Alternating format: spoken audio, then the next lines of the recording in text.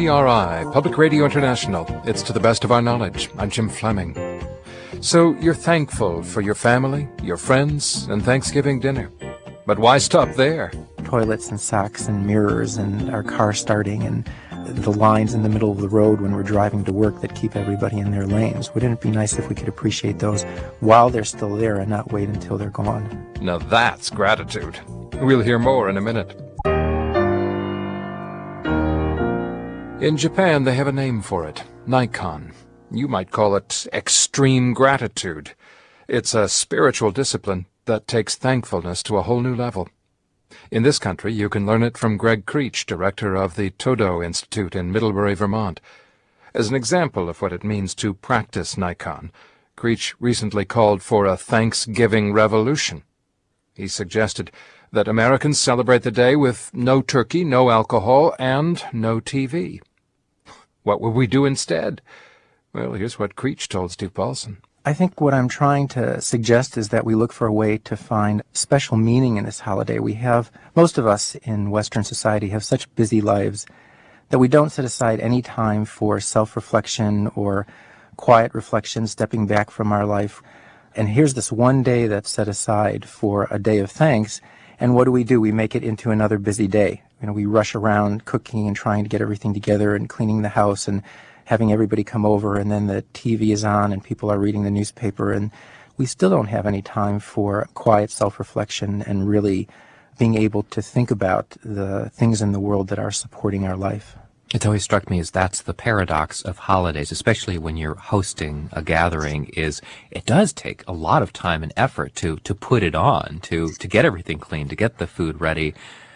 But of course, then the other side of it is that you can create a wonderful space, a wonderful atmosphere that other people can enjoy, but you kind of have to pay for it. What we tried to do was to just simply set aside a period of about 20 minutes before we ate the meal for everybody to go off into their own space in a corner of a room or sit in a particular chair and just do some quiet reflection on the past year. And we made some suggestions for exercises that people could do, but you could really do anything. One of those exercises was to simply make a list of all of the things that you've received this past year that have been really important to you. And even at a very simple level, like having a home and having heat in your home and having a roof on the house that keeps you from getting wet. And just make a long as list as possible. And then during the dinner, we had people just go around and talk a little bit about what was on their list. And it just created such a different environment in terms of gratitude and people recognizing how blessed their life was in so many ways. You're really talking about a different mindset. You're trying to get us out of I guess what you could call the culture of complaint and move into another arena, really the culture of gratitude. Our life is very much shaped by our attention. If you think about our experience of life, if we come home at the end of the day and someone says, well, how was your day? And we start reading off a litany of complaints about what broke and what didn't work, and this person said something mean to me, and this person cut me off on the highway. By the time we finish that, our experience is, this has been a terrible day, and I can't wait till it's over, and thank goodness it's time to go to sleep. But when we do that, it's not because it really was a terrible day. It's because that's what we've paid attention to, and the fact that the coffee maker worked, or that the telephones worked, and the computer worked, and maybe our daughter came up to us and gave us a big hug when we came home from work. And because we don't pay much attention to those things and we focus on the problems, our experience becomes that life is just full of problems. And I think it's very much reinforced as soon as you pick up a newspaper or turn on a television set, and the news is mostly about all the tragedies and difficulties in the world.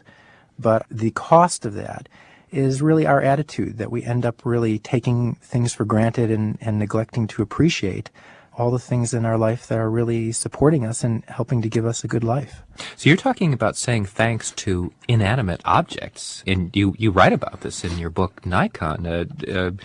Basically being grateful for the toaster, the toilet, the mirror over the sink, all the stuff that we take utterly for granted. You're saying we should thank them.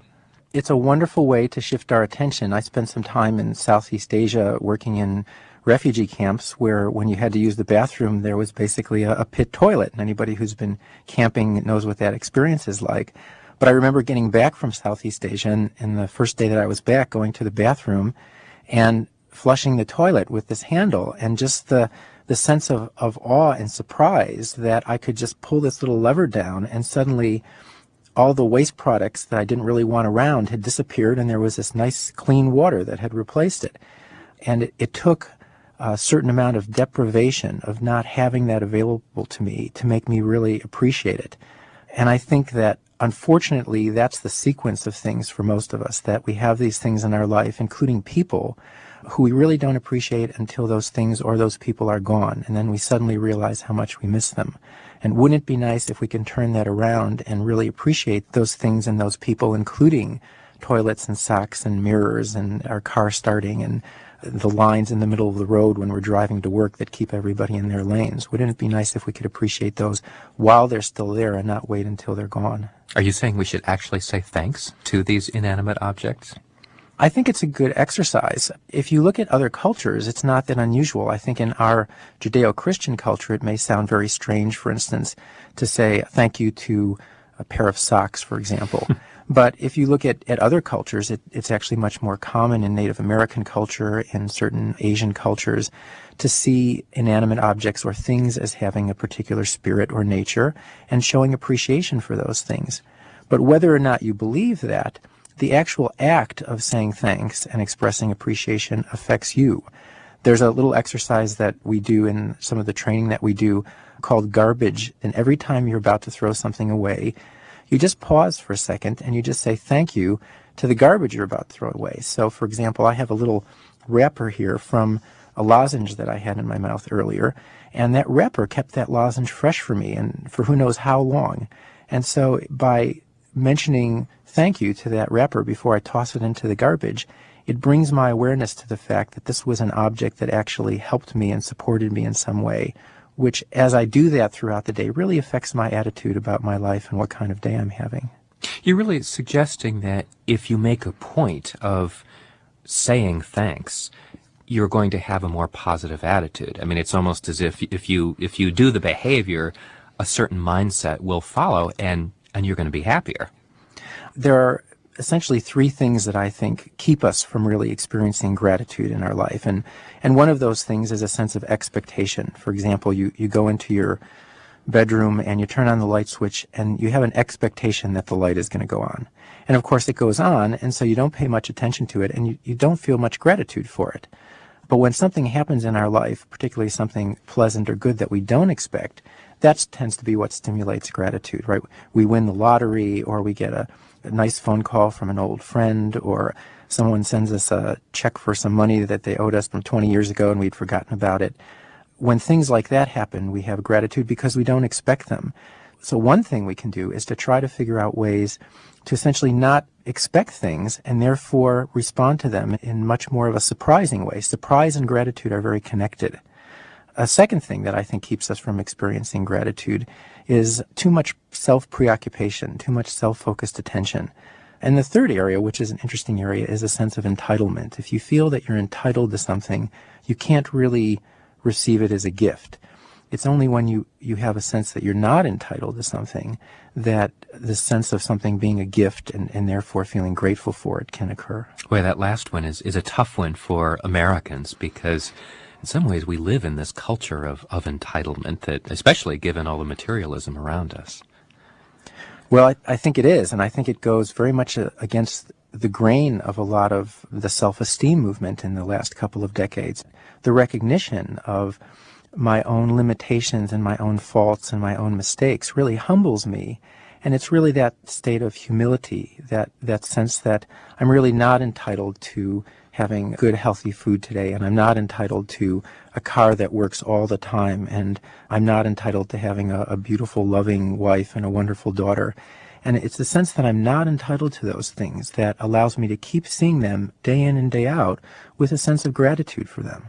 In your book, you write about one example where a woman came to you and she was really angry. Things just hadn't gone right for her that day. The parking attendant had been late. Her car had been locked up in the lot so she couldn't get out. And by the time she got to you, she was pretty ticked off. Can you describe how you counseled her? Well, I gave her an exercise, and the exercise was to bake some cookies for the parking lot attendant and give it to him the following day. And of course, she was just outraged. That's the last thing she wanted to do. I mean, she was ready to wring his neck.